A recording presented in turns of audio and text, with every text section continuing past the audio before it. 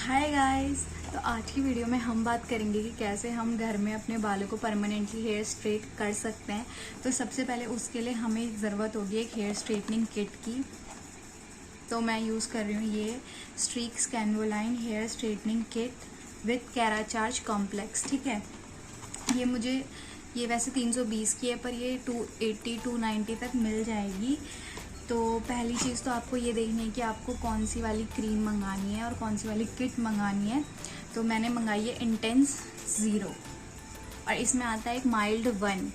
तो पहली चीज़, क्योंकि मैंने अपने बालों में कुछ भी नहीं किया हुआ है आज तक, मैंने कभी कलर नहीं किया, कभी ब्लीच नहीं किया, कभी हाइलाइट्स नहीं करे हैं, तो मेरे बाल एकदम नेचुरल हैं जैसे थे मतलब। तो उसके लिए इंटेंस किट है।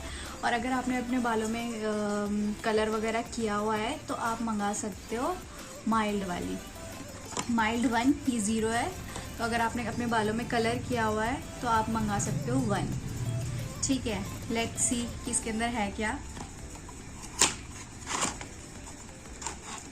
तो इसके अंदर आती है एक ये हेयर स्ट्रेटनिंग क्रीम कैनवोलाइन की, और दूसरा आता है ये न्यूट्रलाइजिंग क्रीम।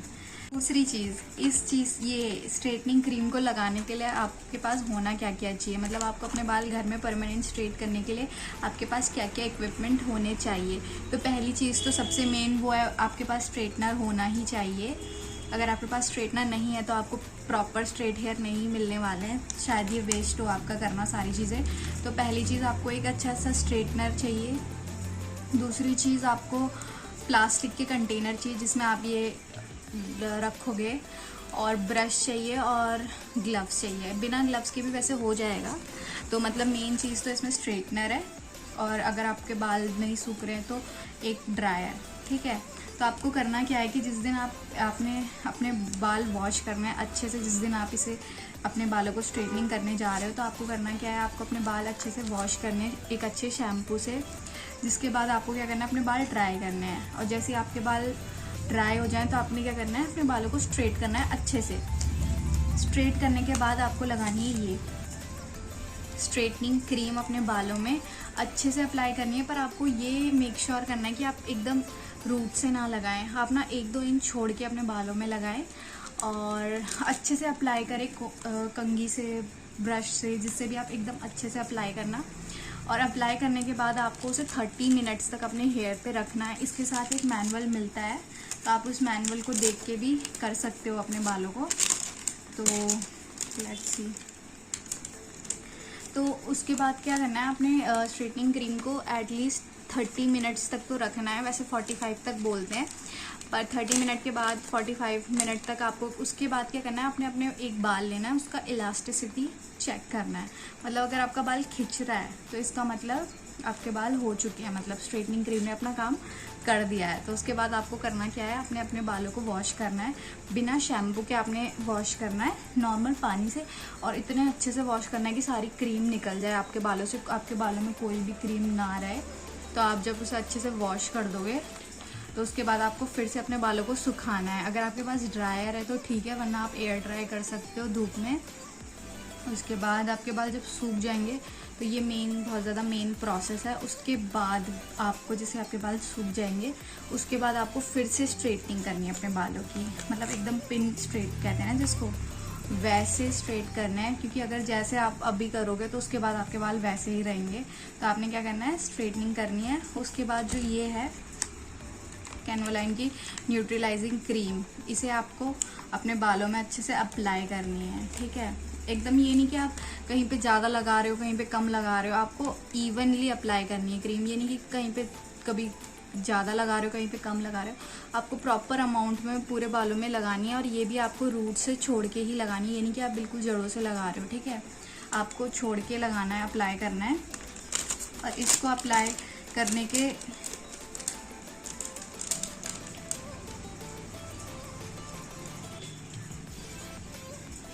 इसका टाइम है, जो न्यूट्रलाइजिंग क्रीम का टाइम है वो है 15 मिनट।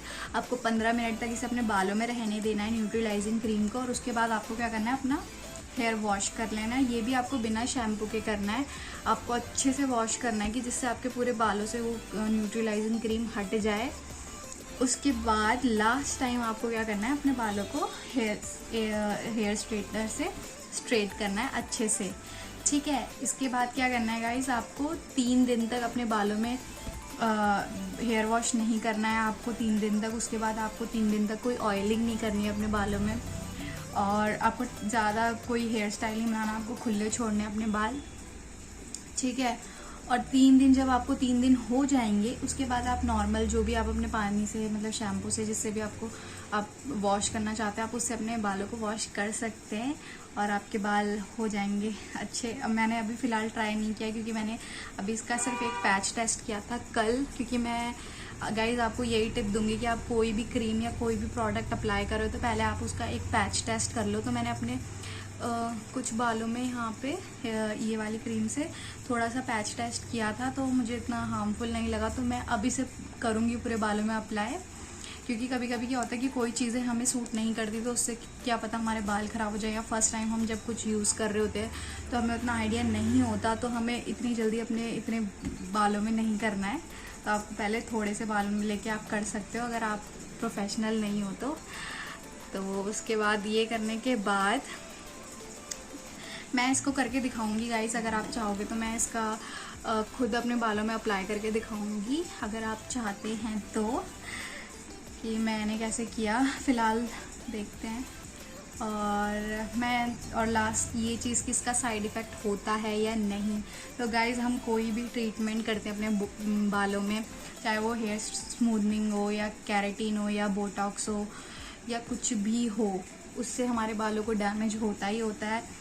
शॉर्ट टर्म में तो वो अच्छे लगते हैं कि हाँ सिल्की स्मूथ लग रहे हैं, लेकिन पर लॉन्ग टर्म में उसके बहुत ज़्यादा साइड इफ़ेक्ट होते हैं। उससे हमारे को हेयर लॉस होता है, हमारे बाल डैमेज हो जाते हैं, स्प्लिट एंड्स वगैरह की प्रॉब्लम होती है। तो मैं तो यही बोलूँगी, अगर आपके बाल अच्छे घने हैं तो ही आप ये सारी चीज़ें करें। अगर आपके बाल पहले से ऑलरेडी बहुत ज़्यादा डैमेज हैं तो आप ना ही करें।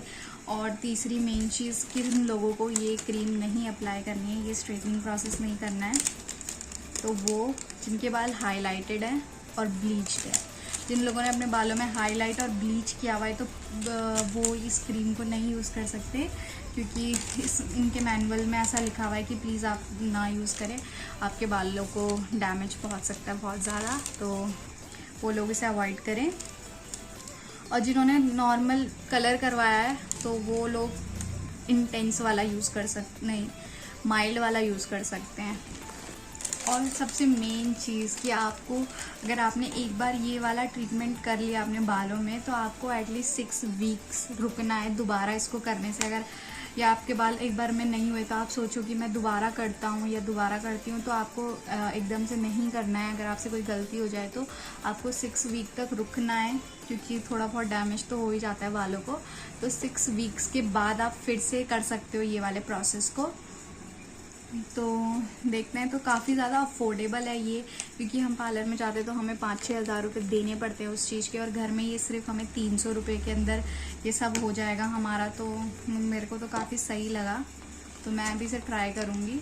तो लेट्स सी देन। तो बाकी मुझे इतना कुछ हार्मफुल इफ़ेक्ट तो नहीं लगा इसका। और गाइस, इसमें से ना बहुत ज़्यादा केमिकल की स्मेल आती है, बहुत ज़्यादा स्ट्रॉन्ग केमिकल की स्मेल आती है। तो अगर आपको ऐसी किसी स्मेल से प्रॉब्लम है तो आप नहीं वो कर पाओगे, तो इससे बहुत गंदी केमिकल की स्मेल आती है। तो ये इसका एक साइड इफ़ेक्ट है कि आप नहीं, मतलब टॉलरेट नहीं कर पाता इंसान इतना। तो thank you so much guys, please subscribe to my channel.